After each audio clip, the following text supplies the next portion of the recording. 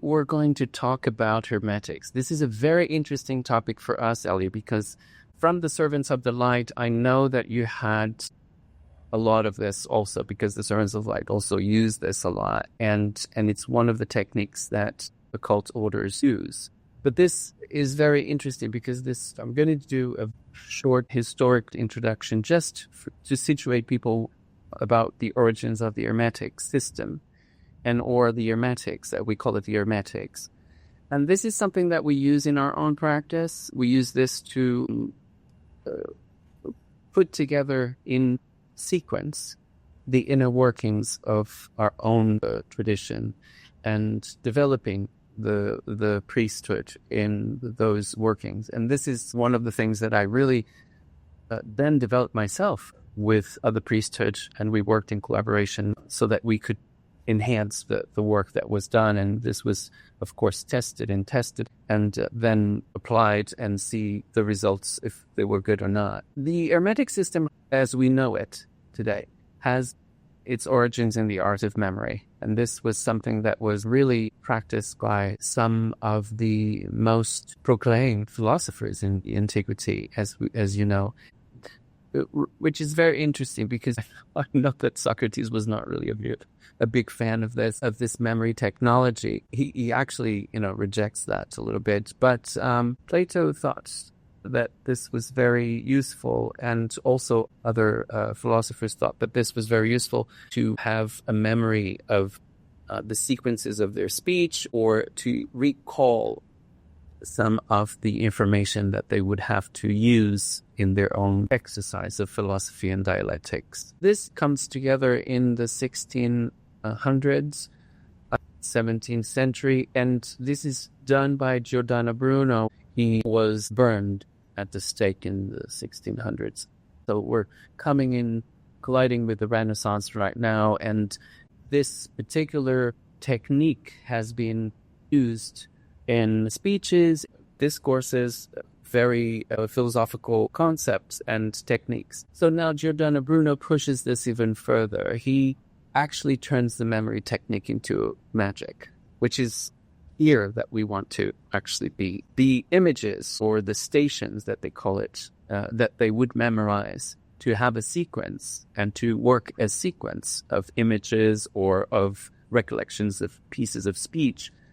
He actually uses them, and he believed that using this way, it would transform the person that used them.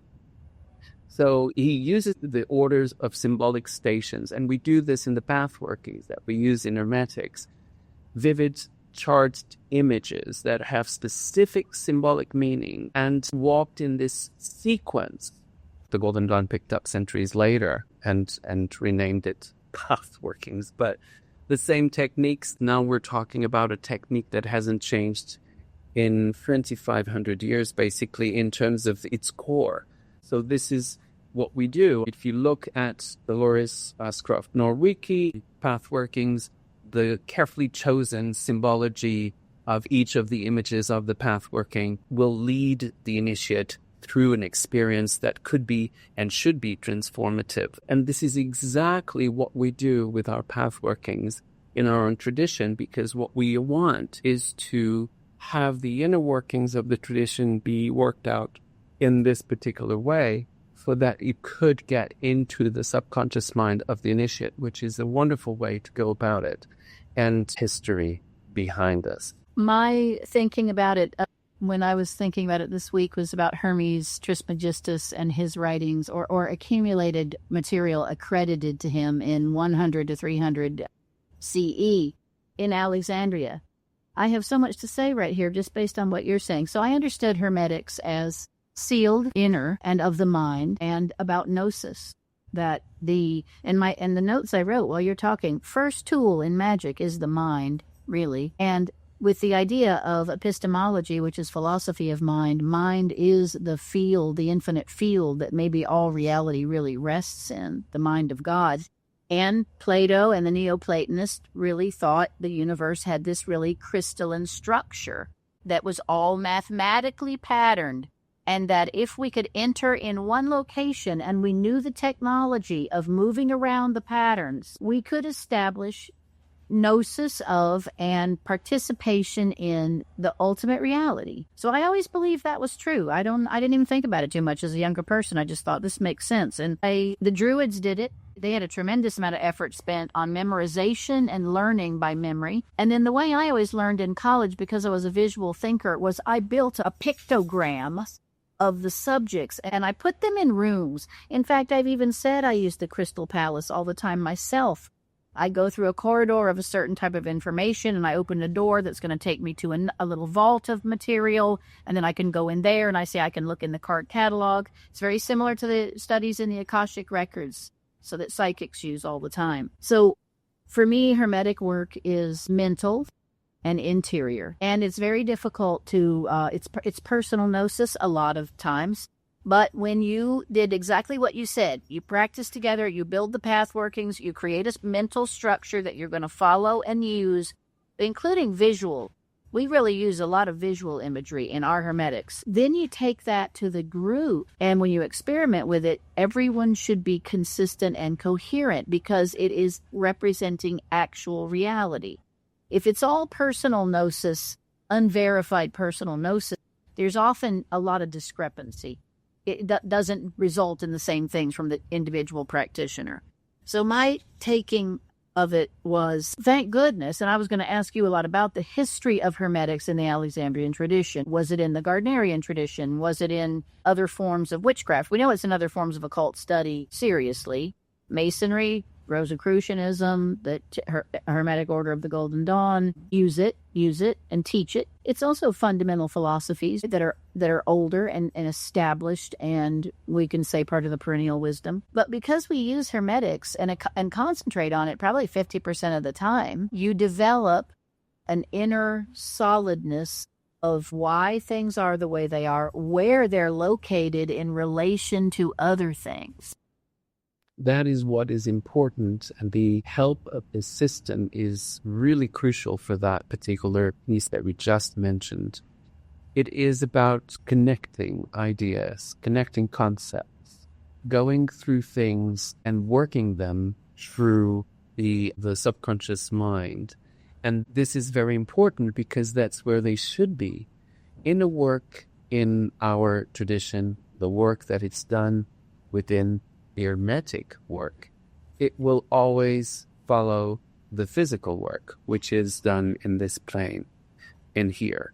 The other one is done in the mind and, of course, in the astral as well. So we have this whole thing that could help us develop that particular piece, which is how to retrieve these processes, how to work them innerly so that we can then develop ourselves and our work. And of course, the inner will become the outer as well. So I was taught to try the inner, but then you will have to just act it out in the outer so that you can understand this dynamics between the inner and the outer, the hermetics and the physical ritualistics.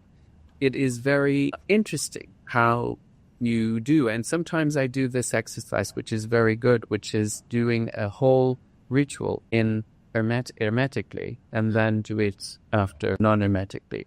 What you mentioned is very important as well, which is the testing. You just talked about the key of testing the hermetics, and especially when you're doing it in a group. And the group has an advantage is that there's many doing the same. Should be very similar. Sometimes the process is very interesting because we have keys that we will hit so that we know at that particular stage of development of the hermetic work, how are we doing? Are we all in the same track? Is there anybody that it's off track? let's get them together again so that they can be working with us. So you talked about keys, safety keys, keys to check, to also understand if we're all in the same particular activity. And this is something that has been done in other orders, as you know. Yes, you just mentioned it. In the Alexandrian tradition is very interesting because some have developed, including myself. I have developed some workings for Hermetics alongside a fellow high priest as well. We create this sequence to go through the inner work of a specific ritual or a specific ritual action, and then we test it. We not only test it ourselves, but we test it to others. In this case, with this high priest, he takes it to his coven and then I take it to mine, and then we kind of like compare. Sometimes we compare notes about what are the results. I mean, is this working or not? But oftentimes we do have discrepancies, and of course that can happen because people are different. But the safety keys should be the same, meaning they should be hit every single time. And then you know that it's actually working properly. As above, the Hermetic axiom, as above, so below. As above, to me, is cosmic truth. It is the actual true structure of the universe. So below is the human mind structure. And they really are holographically mirroring each other. I believe this. I think they are. And I think actually everything in the cosmos has a structure that is in unity with the one truth, tree of life. So I think it's so important in occult development that you build the structures in your mind. You've got to build some really uniform structures and some structures of truth so that you have arm guards, arm rails, something to hang on to. When the path becomes uncertain, you go back to your structure and you can find a place, and then you can build out the forest from there because you have the tools and you have some keys to do it. When did it start in Alexandrian witchcraft? Do you know how it, and was it in, no, I don't know. I know we're not maybe talking about other forms like symbolic or Robert Cochrane's styles of witchcraft. Do you know anything about other styles and how they used Hermetics, or if they did? I don't belong to those, so I'm not sure exactly. And they're probably not mentioning it because this is probably in the work. But in the Alexandrian tradition, and I might be wrong about this because it's very difficult for you to talk about a coven that you have never belonged to, right? So, of course, it is difficult.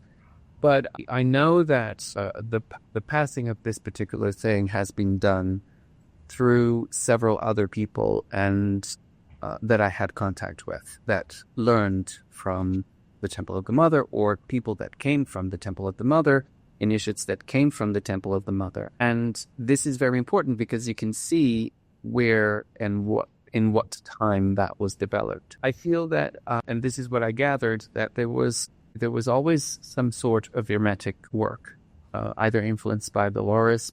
And I know this because Maxine mentioned this. It mentions that the workings of Dolores were a big joy for her. So she knew Dolores, and they contacted each other, and so I'm not absolutely sure exactly when, but I know that it was during Temple of the Mother that this particular piece actually happened, and then I believe that this was taken off really and developed by other covens, and then taken from there to build up into a coherent system. And I know that there is at least 2 currents of this system being worked at the moment. And we did have workings done so that we could develop some sort of system also that could be based on Dolores' work and the soul work and all of that. So it's something that it's really important for us to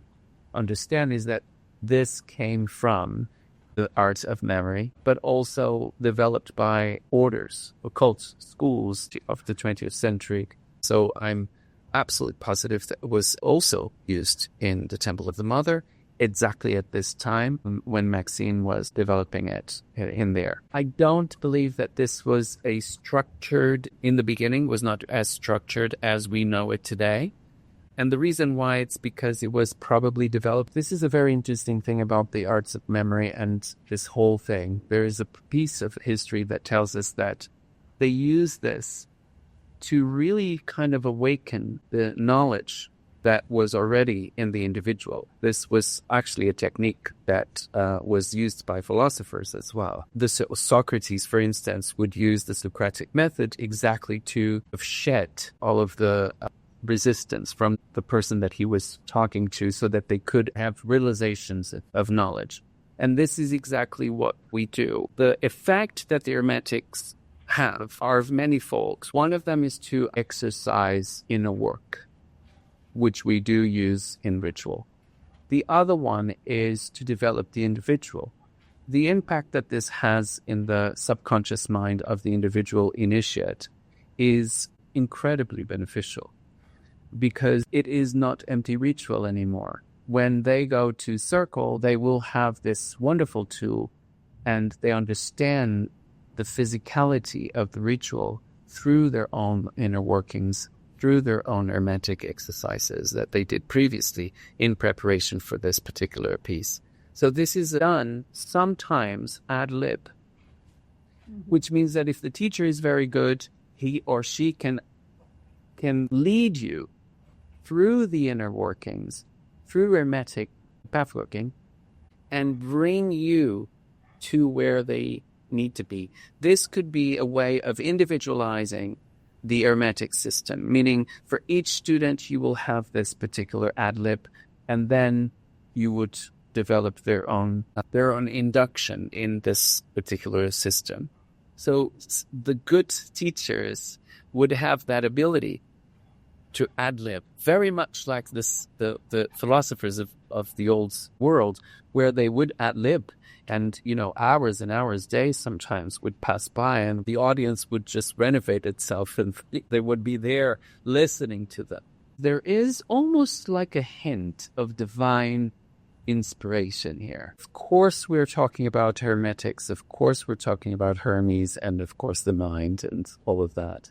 But the old god would actually inspire the teacher to conduct this system ad lib as fresh as it can be. Sometimes there are covens, and I know this, they have stations memorized. Anything between them, which are keys, the safety keys, anything between them is ad lib. Mm-hmm. And I know other covens that have to do this. They don't really ad lib at all. They have everything written down, and that's wonderful. But I really love this almost art of Hermetics, which is the ability that the teacher has to memorize again. Remember this, the origin of this is the art of memory, and develop this ad lib, really giving a little bit of inspiration to what is going to come out, what direction it would go, depending on the coven work, or depending on that day or that Sabbath or that wheel of the year, that moment that they are right now. This is how it should be done, in my opinion, because it is really an art, and some people are really bad at it, and some other people are absolutely excellent at it. So the good ones are few, I'm sure, but it's a wonderful thing to rescue this ancient art. If you have improvisation in music, because you are an extremely well-trained musician, you know your chords, your notes, your melodies, your rhythms, trained strongly, then when you improv between those things, it's magnificent, can be magnificent, sometimes it's a mess.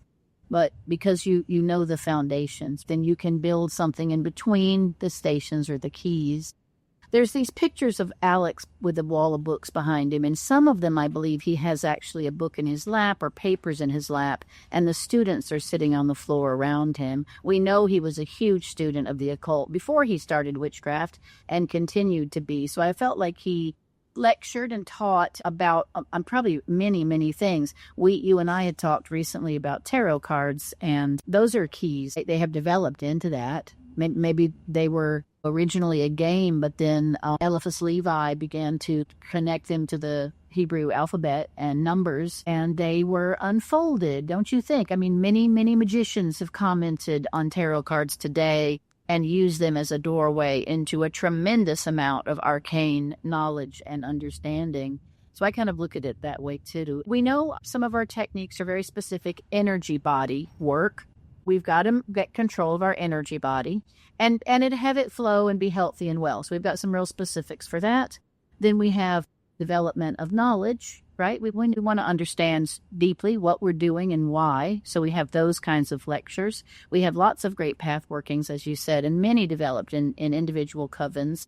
And maybe for those people's preferences, right? It could be stylistically a little different. Egyptian maybe, or Celtic, or Greek, if the coven has that sort of flavor, and maybe using those symbols or colors or imagery. Do you think that's yes? Right? We had developed in our own coven, and again, mind you, this is also a collaborative thing because the priests that I'm talking about, we really do work very well together in this particular piece, in these Hermetic workings.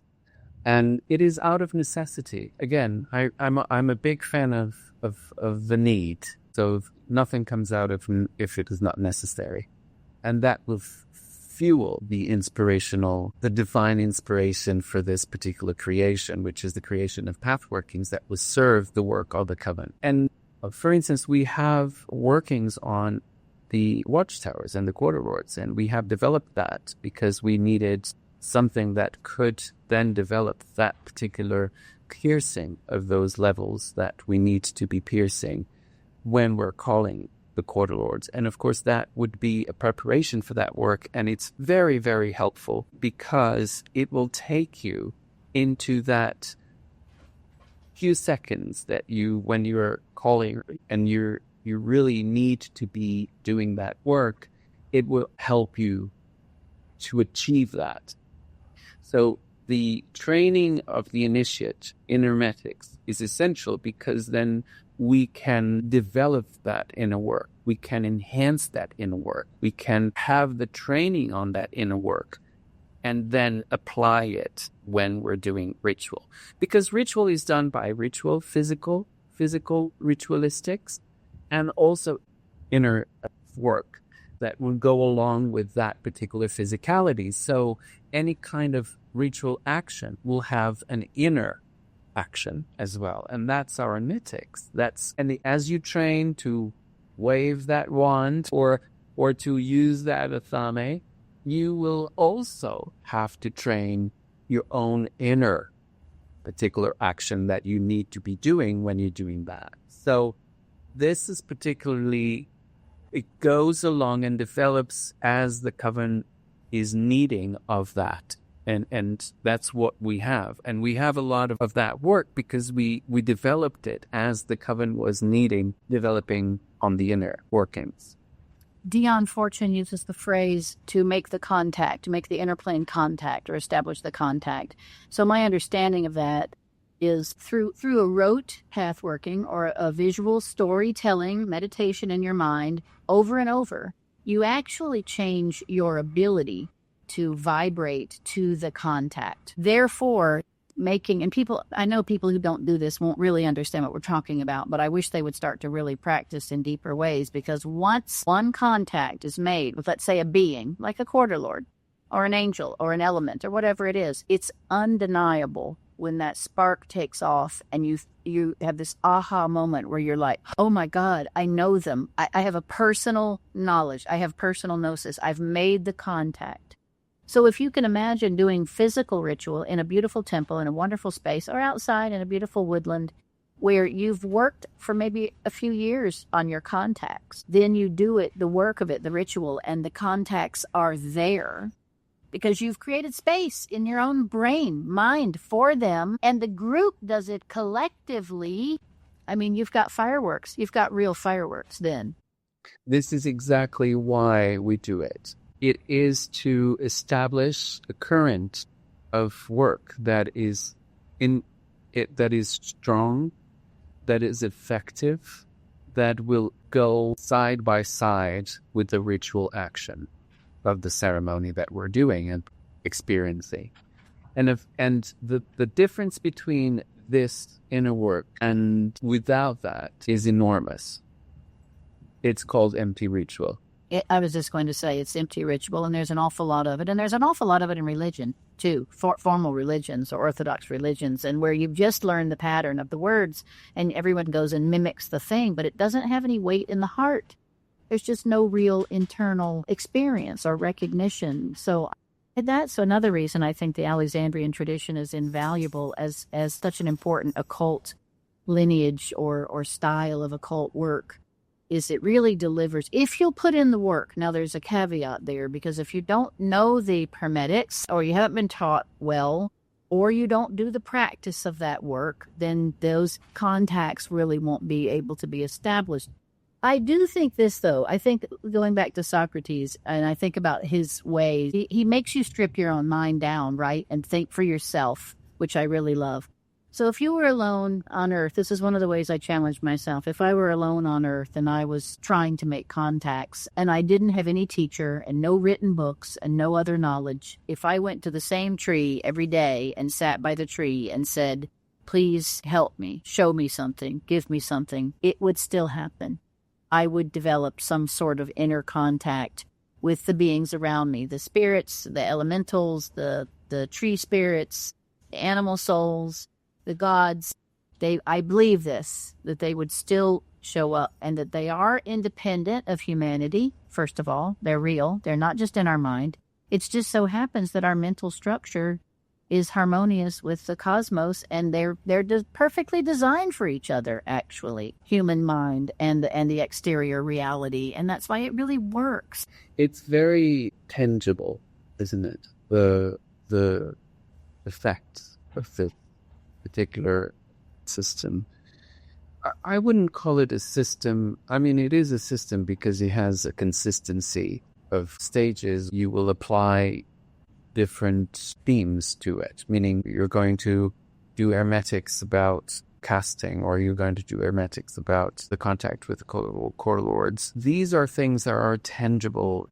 Initiates talk about this. They feel that the inner work that is done. I mean, and there are many, let me just be clear here. There are many ways of working, of actually do inner work and teach inner work. Some people don't do hermetics. Some people use something else. And hermetics in itself, it's not just for inner work, but it is one of the best tools there is, I think, that is used to do this. And of course, because of the history of it, it's so good, so well put together. And it's not easy. I mean, building up hermetics you have to be very careful, because all of the symbology has to be right. The sequence has to be right. The amount of time and what you say has to be right. You can't describe everything. You can't say everything. You have to leave space for, again, inner space, for it to develop within you. So this is an art in itself. And I think that it serves us well in the craft. When the contact's made, so many doors open, right? And that's very personal. And you have all these revelations in your own mind, your own vision. I've been working the things that you've developed in your group and with the third degrees. You've been showing them to me. And then I've been able to see what opens up in my psychic mind and then tell you. And you're smiling. I always know you're smiling because I think, oh, that's what I'm supposed to see. That's the point of it, right? That's the gift of a well-written Hermetic lecture or training is the keys are in order. They follow a pattern. Probably similar to mythology, why world mythology has these keys that are all similar around the world, because they follow a proper pattern and they have resonant meaning in our own minds and lives of humanity. And I think that's another way to really, you could really study and memorize mythologies of a people that you really love, maybe even your ancestors, your genetic heritage, and then that unfolds for you because the gods are embedded in those mythologies, right? And that's a great way to open those doors for yourself so you can have direct experience, gnosis of the real energies. Because then when you have that, you never lose it. I have found you never lose it. So far, it stayed with me for years and years and years, and I feel like it will stay with me till the end of my life and maybe into the next one. For you to build up hermetic work and to choose carefully the symbols and the sequence, etc., and the measurements have to be on point. You can't really as I said, say too much, say too little. So the measurements have to be on point. And I looked at works like Dolores Ascroft-Nowicki, of course, and I did look at some other material as well. And one of the most incredible things is that when you begin to study these brilliant minds, that the creators of this system of the Hermetics, is really interesting to see how they retrieve and inspire themselves. You know, there is a very influential work of the corpus called Pymander. And the Pymander is, it describes a primordial man falling in love with nature. This is the story, basically. Descending through the 7 planetary spheres into the material body, and then picking up, in each of the spheres, picking up a vice or quality, if you like, and then coming down with them. And then salvation is the reverse, where they stripped this qualities. The soul reascends then through the same 7 spheres exactly, and in fixed order. This is all fixed order, and then shedding that which they acquired in each one of them until it reaches the divine level. So this is almost mimicking, okay, so let's go through it and then let's undo it, so that this is exactly how you should be doing these things and how you will attain a higher level of consciousness. So this, and then you see Dolores do the same in one of her works, which is absolutely brilliant. And I really, really recommend reading her books, and especially the ones on pathworking. Highways of They're brilliant. Mind, Highways of the Mind. The Shining Paths. The Shining Paths, this is exactly what I was talking about. The Shining Paths is really a very, very, not a similar, but a very interesting alternative.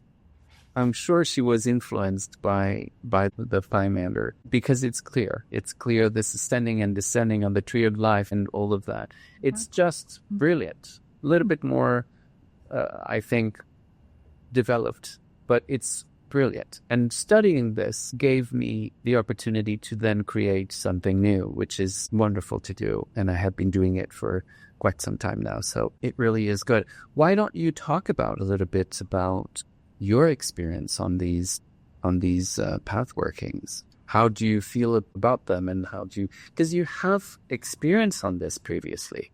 I'm a visual person, very much so, as a painter. And I like to build imagery in my mind because, as I said, it's a great way for me to memorize. And once I can build up visual images, even for our own liturgy that we memorize, I play it as a movie. And if I'm watching the movie, I know what comes next because I've made it into a movie.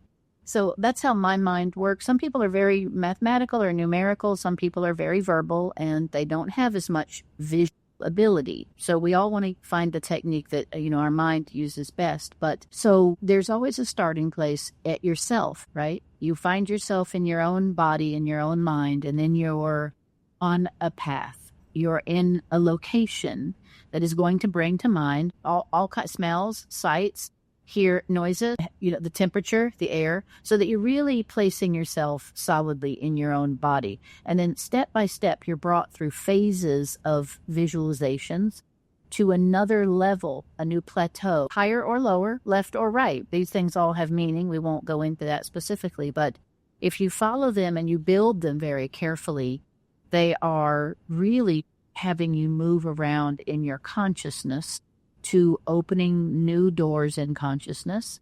So I love the ones that you built on the quarter lords. Previously, I had some exposure to the quarter lords in Hermetics, and I just did extra work with them because I liked them so much. I called them my buddies, I actually knew them from childhood, but I didn't have the names for them, particularly the North. I think that being's been around me forever, and I didn't know who he was until I was like, that's what they called you here. That's what your name is here. But so you go on the paths, you develop consciousness, you're moving around. Every symbol is presented as sometimes an object or a doorway or a particular vision, and then you're left for a moment. You're not told everything about it. There's a space where you receive into your own mind the knowledge of that thing. And then if the pathworking is done well, it automatically leads you to the next step. And you can just say one word in the path working, and it opens up this next level of understanding.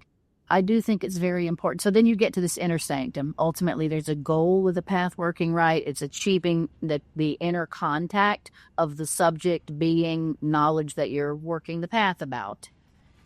Then you want to leave a little space there because you want the person to have that room to just some people are faster or slower. You know, as a psychic, at so many years of psychic work now, I may be a little bit quicker on perceiving. But I also slow myself down because I'm quick to get ahead of myself. And I say, now, Elie, don't start making things up. What are you really perceiving here? Slow down a little bit. Then I think it's very important, and you've done a great job with these meditations, to bring the person back with the knowledge. You incorporate it. You let it come into your own being. Then you come back to your original state, which is finding yourself back in your body, in your room, in your chair, or in your temple, wherever you're doing the work. I think if you don't do that second part, you lose some of what you've gained. It doesn't stick. So that there's a real science to path working, and it has been done. I think it is Kabbalistic. We know that studying the Sephra and the paths, very much so, the design of understanding that system was caught by verbal path working. And then I think the different occultists pick up on that. Where did it come from? Pythagoras, Socrates, Plato? I mean, I think also that there was a group of ancients that were before Pythagoras is 600 BC.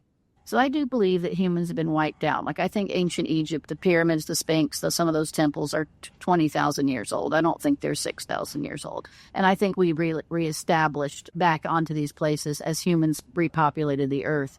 And we didn't really know what we had learned originally, but we had fragments. But what we also had is the continuity of the inner planes, the hidden company, the world that is consistent intellectually, whether we're here or not, whether humans are present or not. There's a Hindu phrase that says, the universe is happening whether you are present or not. And I love that because it does mean that there is a true structure to reality. We can access it or not, but it's concrete, it's solid, it's truth, and we can access it, and it's perennial, the perennial wisdom, it stays intact. And so I do think good path working, and for me, yours were just extraordinary. And I know you work them with others, and I know you've practiced them with covens and other third degrees so that we can comment on them. Their structure is great. You bring us back correctly. I feel like I gain tremendous insights. I want to work them over and over. You don't just do them once. You do them over and over. You get so much from them. I mean, even some of our simple basics that we're taught in the very beginning when we become an Alexandrian, you should do them several times a day, I think. We'll call this Hermetic system or the Hermetics in our practice the jazz of the occult world. Improv. But you can see the difference in a ritual, like physically. If you have a coven that's practiced a long time and they've done a lot of Hermetic work and each individual coven member really has made their contacts. They know the information. They've deeply personalized it. They have gnosis of the information. Then when they execute the physical ritual, those contacts show up. When I was in Portugal and I was working with your coven in your home, and I was overwhelmed psychically with what I saw in the room, I was like, holy mackerel. I was like, you got a lot of stuff going on in here. You guys brought down not just a lovely place and lovely people and lovely ritual, but the contacts. And you can tell if they're there or not. And they were all over the place. And I loved seeing that. That is a rarity. I've seen it in some places, some rituals, more in ritual magic than witchcraft, just because, like I said, I don't have tons of exposure in different styles of witchcraft and limited coven experience really in Alexandrian witchcraft. That's when the lights just take off and the fireworks start and you transcend and time and space disappear and you're working directly with the gods and the elements. There's not a space between you and them. It's really powerful. And you can't achieve it if you don't do the Hermetic work. I don't think.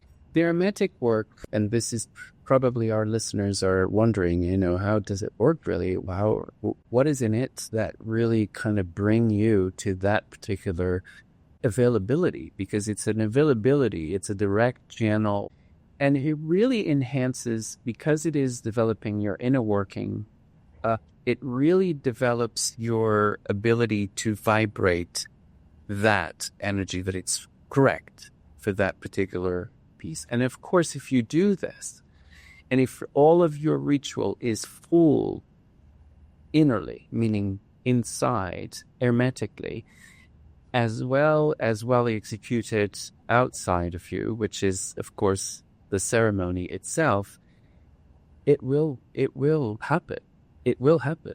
And this is achieved in many other ways in different places, in different types of and currents of witchcraft, and that's fine, absolutely. But this is what I felt that it was really working for us. And of course I took cue of all of those wonderful priesthood that worked this before us, and we thank them very much for what they did, because this is really a very good method of going about it, and effective, most of all effective and ancient. We're all standing on the shoulders of those who have come before us.